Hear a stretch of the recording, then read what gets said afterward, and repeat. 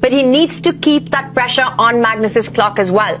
Yeah, the problem is for black is you really would like to take this G2 pawn for the H4 pawn, like release your own rook. That would be good. You want connected passed pawns that are unopposed, but Magnus is not allowing that. He's giving the king a bunch of checks. You could run forward, but then the rook will continue to follow the king, push it to the other side of the board, and then start going after the black pawns. So this is exactly what Magnus is doing. Hikaru has to step back and look at this back and forth shuffling pieces. The H4 pawn remains a target. The black rook has to stay passively defending rather than going after white's pawns.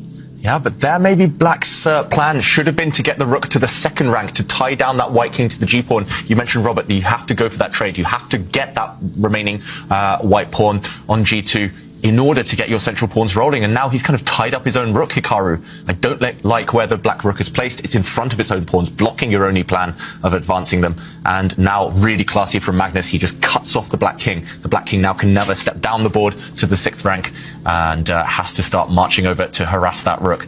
But again, Magnus is going to start attacking some pawns, just keeping those black pieces honest, keeping the black rook or king tied down. Maybe Magnus is going to get the draw of the bar back closer towards the center, but okay, now decision time for Hikaru. Do you surrender your central pawns and go for white's pawns? No, you have to keep your pawns intact in the middle just to keep some chances alive. And an important theoretical endgame is if white loses both pawns for the e5 pawn, that is a theoretical draw. I know from experience, I had that position against Vishwanath and Anand. I had the 2 pawns. He held the draw. And so it's something that both players know. And that's why Hikaru is clinging on to this e pawn. He pushes it forward. He connects it with his other pawn. And that will create threats if the black king gets active. If that black king were on the 4th or 5th rank up to g5, that would be good news. But the king is cut off. Magnus's rook is in the perfect position. Yeah, if that king was better placed, that black king, I think he'd be winning, Hikaru. But he's going for it now. He's pushing his pawns without his king.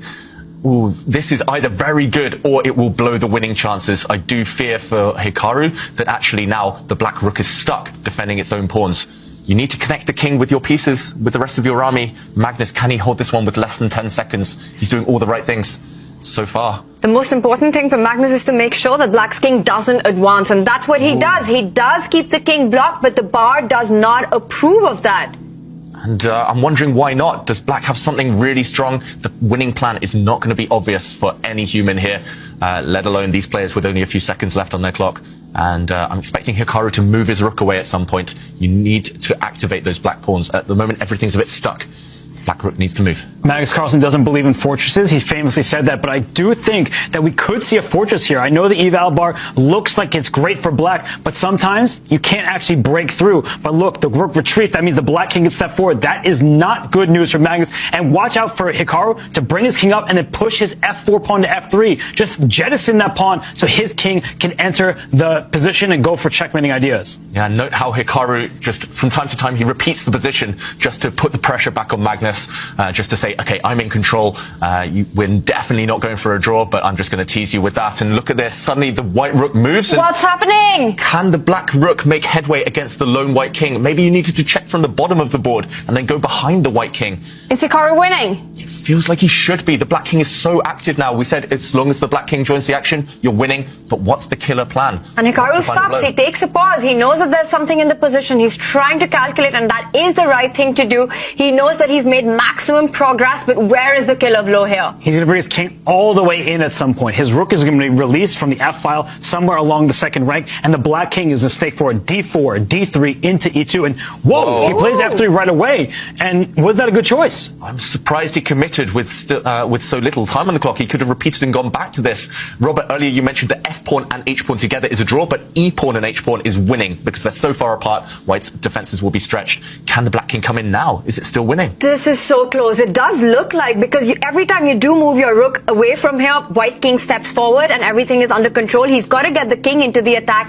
to help that e pawn advance further. I'm expecting a king advance right now, but watch out for a rook check that might pick up the h pawn. Yeah, you have to be careful where you put the black king right now. You don't want to allow any nasty checks from the white rook behind. Okay, he retreats his rook. Really clever. Now look at the white king. It's cut off. It can never move towards that black central pawn because the black rook cuts along the f-file, and Hikaru bobs his head. He thinks he's winning. It does look very strong. The king is coming now. Wait, but he's going to check. How is he going to run away? If his king goes to the c-file, the rook just slides over, and you can't push the e-pawn. And now you have more distance from the king, so the king goes to d3. You see the bar go back to equal. So react, Hikaru. Hikaru as well. Oh my gosh. Yeah, I thought he still had great winning chance, but he allows the king forward, but then the rook comes to g3 with check. So that's why Magnus slides backwards, and his king is no longer cut off. That means that Magnus Carlsen should be able to hold. Yeah, Hikaru, maybe there was a more accurate way of doing it. It wasn't easy, even if it was winning, and suddenly Magnus's rook is active.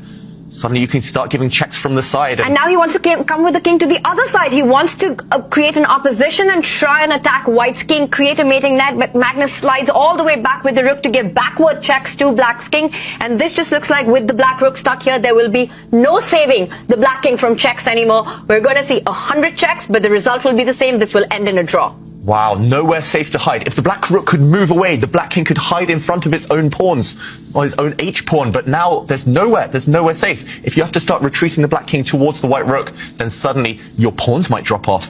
And look at Hikaru. He's so frustrated right now. And it's the wrong pawn, the h-pawn. So if the king goes back, the white king steps forward, the rook will take this pawn on e3, and the king is inside the square. When king and pawn in games, you try to chase down the pawn, you make a square to the promotion point. And here, it's okay, h3, the pawn goes forward. Still alive.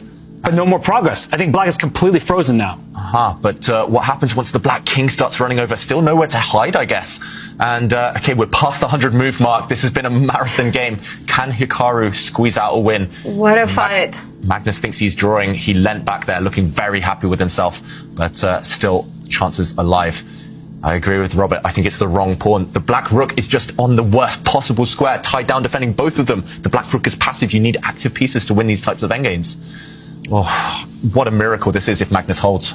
And it's just amazing the defense that he's shown, and we can see Hikaru that he's giving up on this. He knows that there's no way to improve this position further. The black's rook is tied down to defending that e3 pawn and the h3 pawn. Magnus continues to attack the black king with checks. There's no place to hide, and we see Hikaru leaning back. He knows he's done everything, but it's not been enough. So close, but no cigar. Down under 10 seconds now, Hikaru. He looks like he's about to give up his winning attempts, about to agree that draw. Just all the checks. Look at that black king. So sad, has to retreat the whole way back.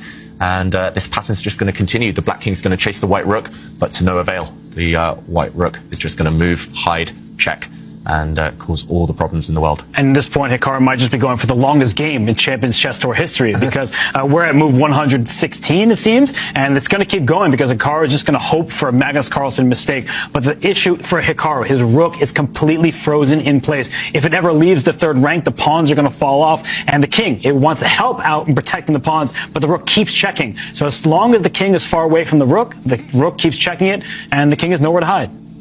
And we see that happening, and now he just shifts back because there's nothing to be done, and it doesn't matter where the king goes. When the king gets closer to the pawns, Magnus starts checking it, driving it away. Yeah, no progress has been made over the last 20 moves now. Hikaru, wow, can he recover? Yeah, can he recover from this heartbreak? And lots of cheerleaders we see for Hikaru on Twitter. And yeah, he's put up such a fight. I love everything Hikaru's done this game. Just Is that a Hikachu? Hikachu. Hikaru or a Hikachu? Yeah, it's just so close. This is the most frustrating thing in chess. You do everything right. Hikaru's literally not put a foot wrong this game. But breaking the defenses of the world number one, that's another question. That's another level. But there is something to take away from it. The fact that Hikaru was able to create this chance, this opportunity with the black pieces. David, earlier you were talking about going into the last round on his terms, and that's what he's managed to create. He's made it clear that Magnus needs to be careful. There we have it.